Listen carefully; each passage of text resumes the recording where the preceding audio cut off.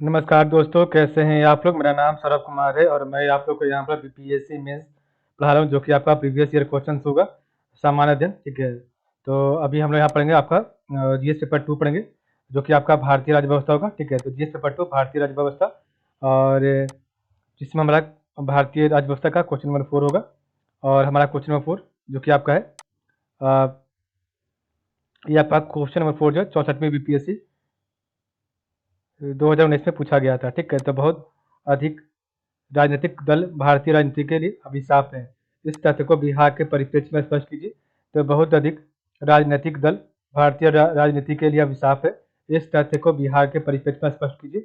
यह आपका question 64वीं BPSC 2019 में पूछा गया था। ठीक है, तो देखिए आपके सामने क्वेश्चन आ गया, बहुत अधिक राजनीतिक दल भारतीय राजनीति के लिए अभिशाप है, इस तथ्य को बिहार के परिप्रेक्ष्य में स्पष्ट कीजिए। और यह आपका क्वेश्चन 64वीं बीपीएससी 2019 में पूछा गया था। और इसको करने का जो आपका पॉइंट है, तो स्वतंत्रता के बाद भारत में एक दलीय राजनैतिक व्यवस्था का उल्लेख करते हुए भारत की बहुदलीय राजनैतिक व्यवस्था के उद्भव के स्वरूप को स्पष्ट करें। बहुदलीय राजनैतिक व्यवस्था की कमियों की बिहार के संदर्भ में व्याख्या करें और निष्कर्ष में संतुलित दृष्टिकोण रखें। ठीक है, तो आधुनिक प्रजातांत्रिक राज्यों के कार्यकलापों के लिए दलीय प्रणाली का अहम स्थान है। भारत में दलीय व्यवस्था के स्तर पर विकास का एक लंबा इतिहास है, जो कि स्वतंत्रता प्राप्त के बाद से ही अनवरत अनेक संदर्भों में अव्यक्त होता रहा है। ठीक है, तो आधुनिक प्रजातांत्रिक राज्यों के कार्यकलापों के लिए एक दलीय प्रणाली का अहम स्थान है। भारत में दलीय व्यवस्था के स्तर पर विकास का एक लंबा इतिहास है, और जो कि स्वतंत्रता प्राप्त के बाद से ही अनवरत अनेक संदर्भों में अभिव्यक्त होता रहा है। शुरुआती दौर में कांग्रेस नेतृत्व वाली एकल दलीय वर्चस्व की स्थिति उत्पन्न हुई, जहां विपक्ष का अस्तित्व नगण्य सा रहा। 60 के दशक के मध्य से कांग्रेस के इस वर्चस्व की स्थिति में हाथ का संकेत मिलना आरंभ हो गया। परिणाम स्वरूप केंद्र में 1977 में गैर कांग्रेस सरकार पहली बार सत्तासीन होने के बाद बहुदलीय व्यवस्था का विकास हुआ। ठीक है, बहुदलीय प्रणाली का स्वरूप, तो आपका बहुदलीय प्रणाली का स्वरूप क्या है, तो विश्व के अनेक देशों में भिन्न भिन्न प्रकार की दलीय व्यवस्था पाई जाती है, एक दलीय, द्विदलीय एवं बहुदलीय स्वरूप आदि। हमारे देश की दलीय व्यवस्था देश की विविधता की द्योतक परिचायक है। जिस प्रकार अनेक धर्म, संप्रदाय, संस्कृति के लोग एक साथ रहते हैं, अपने विचारों को राजनीतिक रूप में प्रस्तुत करने हेतु एक दल का गठन करते हैं, इसी रूप में हमारे देश में बहुदलीय पद्धति का सशक्त विकास हुआ है।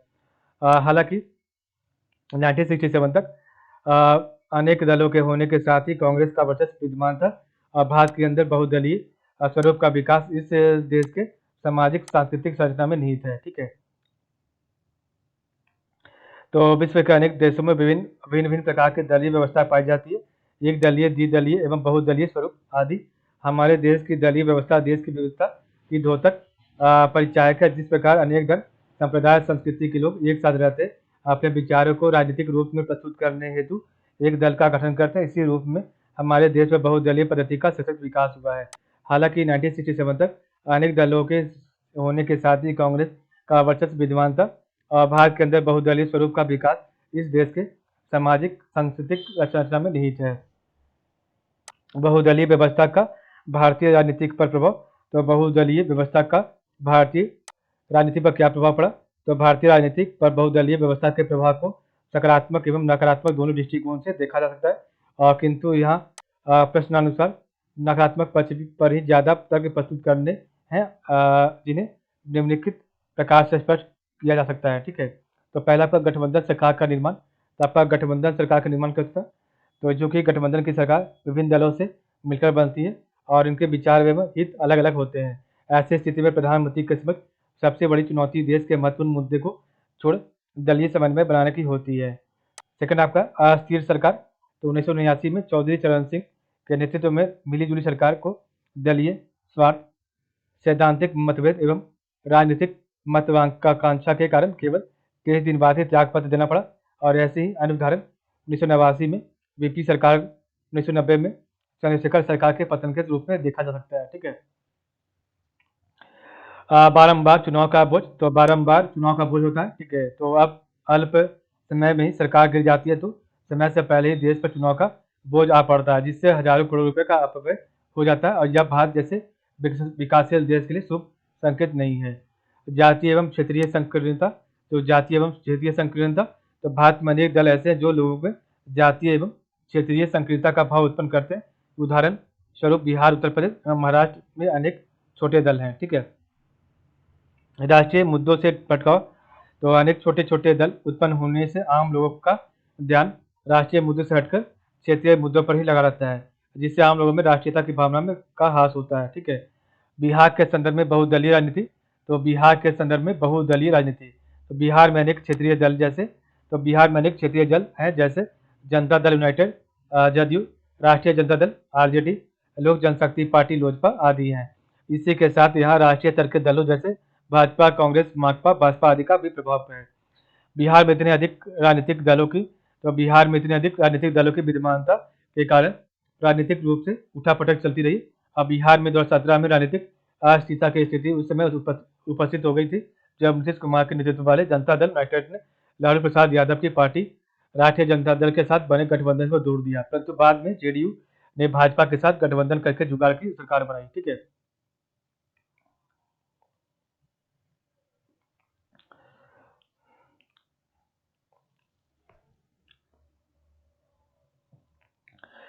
उपर्युक्त की भांति अनेक उदाहरण हैं जिसमें बहुदलीय राजनीतिक प्रणाली में क्षेत्रीय दल भारतीय एकता एवं अखंडता के लिए खतरा पैदा कर देते हैं, क्योंकि वे अपनी राजनीतिक महत्वाकांक्षा को पूर्ण करने की दौड़ में सांप्रदायिक कार्ड, हिंदू मुस्लिम का मुद्दा, मॉब लिंचिंग जैसे घृणित रास्तों का सहारा लेने लगते हैं।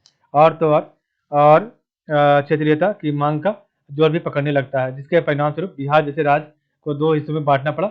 इस तरह भारत में कहीं जो है कहीं भाषाई आधार, तो कहीं धार्मिक आधार और आर्थिक पिछड़ेपन एवं क्षेत्रीय असमानता के आधार पर अलग अलग राज्यों की मांग होने लगी, जैसे बिहार में मिथिलांचल का। ठीक है। हालांकि विविधता भरे समाज में क्षेत्रीय भावना स्वाभाविक है, किंतु सतत ऐसी मांगों से व्यवस्था में अस्थिरता आ सकती है। कुछ विद्वानों का मानना है कि भारत में कम से कम 50 राज्य होने चाहिए, जबकि कुछ विद्वानों का मानना है कि छोटे राज्यों की बजाय बड़े राज्य ज्यादा सक्षम है। ठीक है। तो इसका निष्कर्षता क्या है, आपका कंक्लूजन, तो कहा जाता है कि बहुदलीय शासन प्रणाली ने भारत में एक नई राजनीतिक संस्कृति का निर्माण किया। त्रिशंकु पार्लियामेंट का गठन, दल बदल की समस्या, छोटे छोटे राजनीतिक नेताओं में भी शक्ति आकांक्षा पैदा होना, बार बार जांच एजेंसियों जैसे सीबीआई, ईडी, कैग आदि का दुरुपयोग का आरोप लगाया जाने लगा है।